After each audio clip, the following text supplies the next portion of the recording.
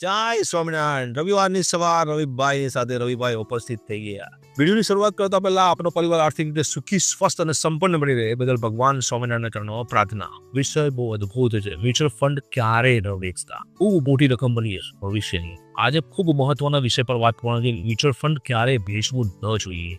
એકવાર 1 કરોડ બનાવવાનો ટાર્ગેટ મૂકે આ જીવન તમે એને સેલ નહીં કરો. લોંગ ટર્મ કમ્પાઉન્ડિંગનો આ જાદુ છે. વ્યાજને ઘોડા પર ન પહોંચે એવું આપણા બળવાઓ કહેતા હતા. અને તમારા જીવનમાં બી આ બધા ચક્રો એક સાથે ફરી જશે. જ્યારે 10 વર્ષની અંદર તમે રોકાણ કરો છો ત્યારે પૈસા વધે છે. 20-25 વર્ષ રોકાણ કરશો તો પૈસા ફાટી જશે તે એટલા બધા પૈસા તમે પકડી નહીં રાખી શકો. અને 40 વર્ષ તો આમે જો માણસ સેટલ થઈ જાય છે.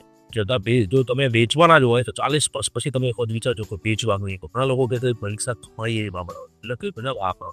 હું ફક્ત 10-15% પૈસા એ જ વાત કરું છું એટલે તમે લોંગ ટર્મ લાવો. બાકી 80-90% વાપરી જ નાખો.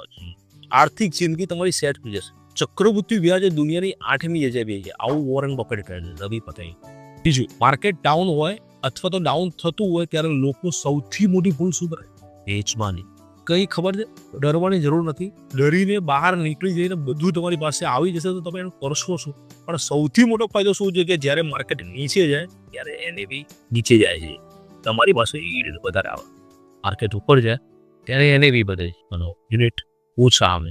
મેં ફરી વખત એક કહેવા તમને કહ્યું કે માણસ અને માર્કેટ બંને અંતે તો ઉપર જ